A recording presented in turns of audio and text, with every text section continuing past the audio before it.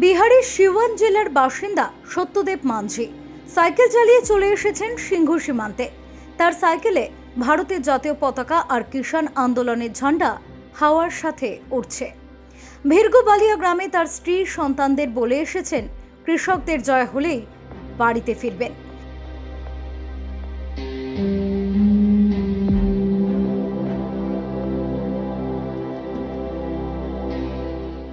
দিল্লির 3 সীমানায় আন্দোলনরত অন্নদাতাদের সমর্থনে আসা সহনাগরিকদের মধ্যে আছেন মেহেরুন্নেসাও। দিল্লির বাসিন্দা মেহেরুন্নেসার জন্ম কলকাতা এয়ারপোর্টের কাছে রাধাশ্রী এলাকায়। মাত্র 14 বছর বয়সে বিবাহ সূত্রে চলে এসেছিলেন দিল্লিতে। ছিলেন শাহিনবাগের আন্দোলনের পাশেও। কোনো দল বা সংগঠনের হয়ে নয়, সাধারণ মানুষ কোথাও অন্যায়ের বিরুদ্ধে রুখে দাঁড়ালে তিনি সেখানে ছুটে যান। 100 দিনেরও বেশি সময় ধরে রয়েছেন সিংহর কৃষকদের পাশে। লঙ্গরখানায় রান্নাঘর থেকে শুরু করে আন্দোলনের মঞ্চ, সর্বত্রই তার উপস্থিতি বেশ জোরালো।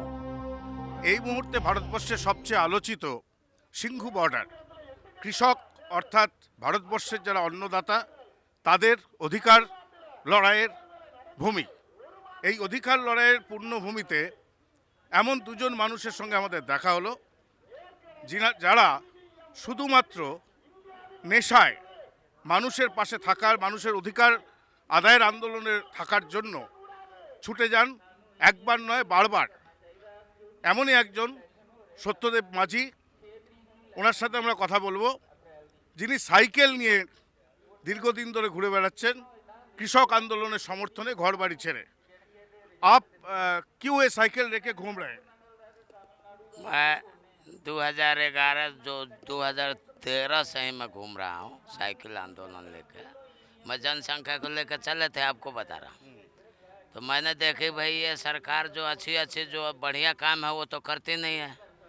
तो मैंने देखे कि जो हमारे किसान भाई का, मजदूर का जो मांग है सत्य है, ये किसान हक की और मजदूर हक की ये सरकार है नहीं।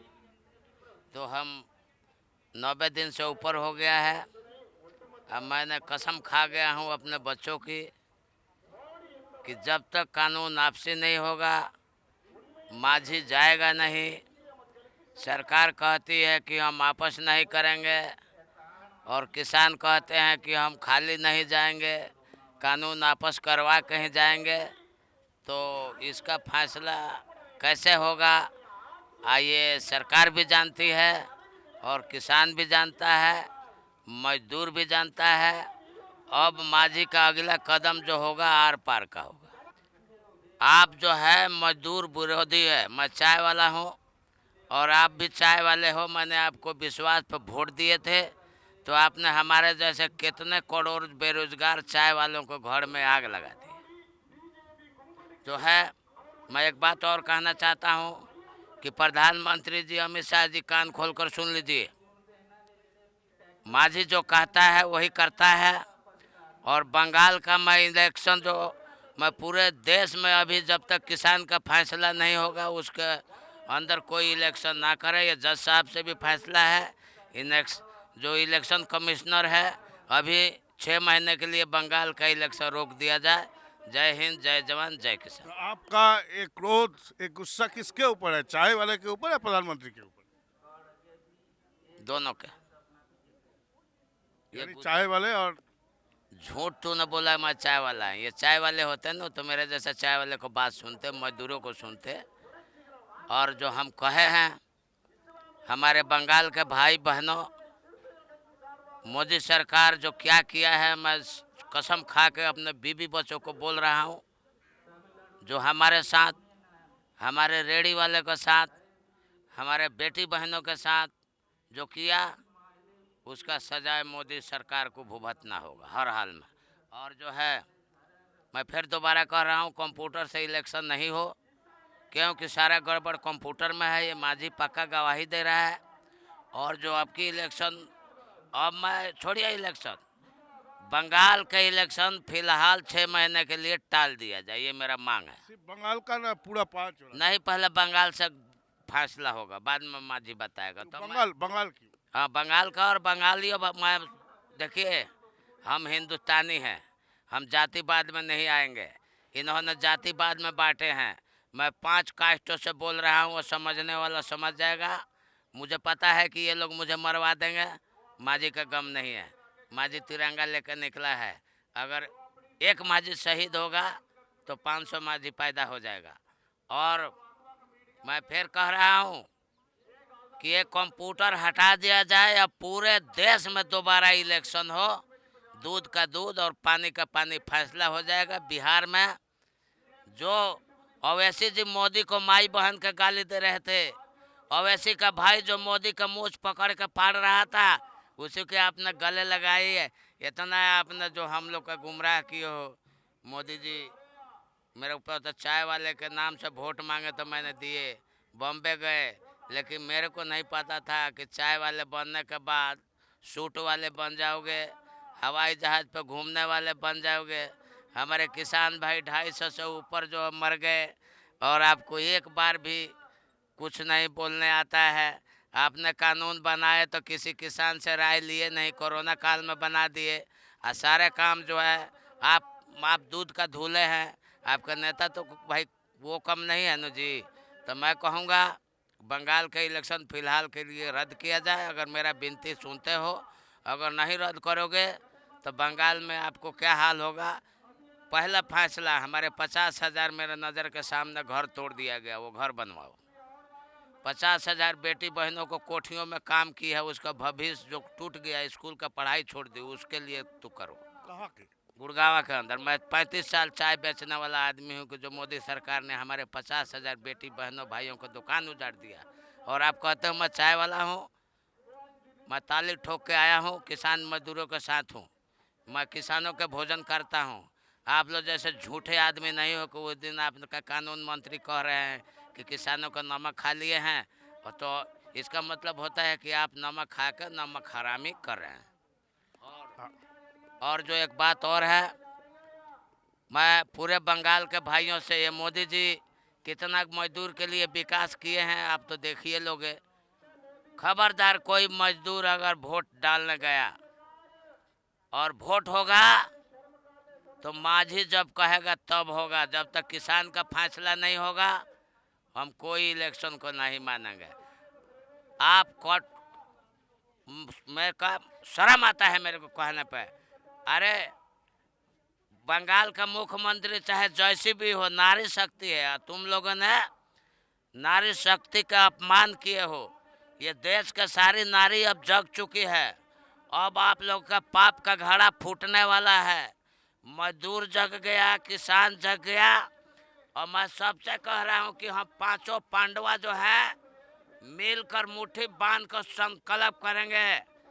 जब तक कानून आपस नहीं होगा तब तक हम जाएंगे नहीं। और जितने हमारे से मेरे से जो भी आदमी जुड़ेगा, मेरा सदाता फिट होगा। डाकिया का किराया होगा 5 रुपये। जमीनहीन व्यक्ति को मैं 50-50 गज में मकान बनाकर हर व्यक्ति का दूंगा। जय हिंद, जय जवान, किसान मजदूर एकता जिंदाबाद। बंगाल का इलेक्शन रद्द हो, रद्द हो, रद्द हो। मोदी सरकार मुर्दाबाद, मुर्दाबाद, मुर्दाबाद। আমরা আরও একজনের কাছে যাব, যিনি কার্যত বাংলার বাসিন্দা, কার্যত কলকাতার শহরতলির একসময় তার জন্ম। দমদম এয়ারপোর্ট সংলগ্ন রাধাশ্রী ইটালগাছা সেই অঞ্চলে ওনার জন্ম হয়েছিল। 14-15 বছর বয়সে তিনি বাংলা ছাড়েন তার বিবাহ সূত্রে, এবং তিনি দিল্লির বাসিন্দা। কিন্তু যা আন্দোলন হোক, যেখানে আন্দোলন হোক, সেটা শাহিনবাগ হোক বা কৃষক আন্দোলনের ভূমি সিঙ্গু হোক, সেখানে তিনি ছুটে আসেন। আপনাকে জিজ্ঞেস করি যে আপনি এইভাবে আন্দোলনের পিছনে আসেন কেন? কোন দলের হয়ে, কার হয়ে? पहले तो अस्सलाम वालेकुम, सत श्री अकाल, नमस्कार पूरे भारत वासियों को। देखिए, मैं किसी नेता या किसी इसमें नहीं हूँ, ना मेरे पीछे कोई सी पार्टी का हाथ है। जहाँ पे जो सच का, हक का लड़ाई हो वहाँ पे मैं जाती हूँ। शाहीनबाग में मैं 3 महीने बैठी, वो भी एक हक की लड़ाई CA के ऊपर, जो नागरिकता के ऊपर, जो हमें नागरिकता नहीं दे रहे थे। आसाम में जो हुआ वो मुझे बहुत दुख है, तो उसके लिए हम लड़ रहे थे शाहीनबाग में। लेकिन उन्होंने 24 मार्च को कोरोना लॉकडाउन बोल के हमें हटाया गया, हम हटे नहीं। लेकिन अगर कोरोना नहीं होता ना तो आज भी हम नहीं हटते। और हमारी वो महिला का था सबसे बड़ा, ये पूरे भारत जानते हैं। आज जब उन्होंने, वो 2019 का था, ये 2020 में, वो अकेले कैसे फैसला करते हैं? जनता का कोई उन्होंने राय नहीं लेते, ना मशवरा लेते हैं। अब जो लड़ाई है ये किसान मजदूर गरीबों का लड़ाई है, सिर्फ पंजाब हरियाणा का नहीं, पूरा भारत बस का लड़ाई है, रोटी की लड़ाई है, गरीब की लड़ाई है। अगर इसमें हमने आज साथ नहीं दिया तो हो सकता है कभी हम दे नहीं। अब जब खड़े हुए हैं तो हमें आज के लिए नहीं, आने वाले हमारे नस्लों के लिए लड़ाई है, हमारे बच्चों के लिए लड़ाई है, हमारी रोटी। आज जो महंगाई है, लोगों की कमर और तोड़ दिए है इस महंगाई में। तो आगे आने वाले अगर अडानी अंबानी के हाथ में चला जाएगा तो कितना हमें भूखमरी में हमारे बच्चे मरेंगे। तो हम आने वाले वक्त के लिए लड़ाई लड़ रहे हैं। चाहे मोदी हमें चाहे जेल में डाले, चाहे गोली चला दे, हमें कोई परवाह नहीं है, क्योंकि हम मरने कफन बांध के यहाँ आए हैं। जब तक ये बिल रद्द नहीं करेंगे, चाहे वो 6 महीना हो जाए, चाहे साल 400, जब तक गद्दी में है, जब तक ये कानून वापस नहीं लेंगे, हम सिंधु बॉर्डर से नहीं हटेंगे। एक कि मान लिया जाए कि उन्होंने बोला कि आपस में बात में तो कुछ भी हल निकल जाता है, लेकिन ये आप लोग बात कर सकते हैं। नहीं, 11 बार हो गया है। 11 बार जो मीटिंग हो रहा है, वो जो रख रहा है वो हमें मंजूर नहीं। वो पार्लियामेंट में क्यों नहीं बोल देते कि जी हम ये बिल वापस ले रहा है? ये क्यों वो नहीं सुन रहा है? वो जो शर्तें रख रहे हैं वो शर्तें हमें मंजूर नहीं। अगर वो कहता है 2 साल के लिए टाल देता है, अगर ये करो वो करो, हमें नहीं, हमें ये बिल वापस लेना है। क्योंकि सिर्फ आज वो हमारे ज़मीन कब्जा करेंगे, कल हमारे घरों को भी कब्जा करना तो शुरू ही कर दिया। अब ये भाई साहब क्या बोले, हमारे घर तोड़ दिया हमारे, तो हम इसके खिलाफ क्यों हम दे ज़मीन? हमारे किसान भाइयों, हमारे अन्नदाता है, वो अनाज उगाते हैं, हमारे घर तक, हमारे किचन तक पहुंचाते हैं। अगर ये अडानी अंबानी ले लेंगे तो हमारे पास क्या बचेगा? और एक बात बीजेपी कह रहे हैं कि ये जो मूवमेंट है इसमें ऐसा कोई किसान बैठा हुआ है, हम लोग को मालूम नहीं है। हाँ। क्योंकि ऐसा कोई किसान हुआ है जिनका बड़ा जमीन है, बड़ा रुपया है, छोटे किसान, खेत मजदूर, बड़कादार, वो नहीं शामिल हो रहा है। नहीं, ये गलत बात है। यहाँ सब गरीब लोग हैं, गरीब मजदूर भी है, ये गलत बात है भाई। सदियों से अगर से वो करोड़ों की अगर ज़मीन भी है, वो ऐसा नहीं कर सकते, इसमें गरीब भी शामिल है। अगर अडानी अंबानी सारा चीज़ ले लेता है और आज जो हमें 50 रुपए में 1 किलो आटा मिला, कल 200 रुपए में मिला, तो गरीब का क्या मिलता है?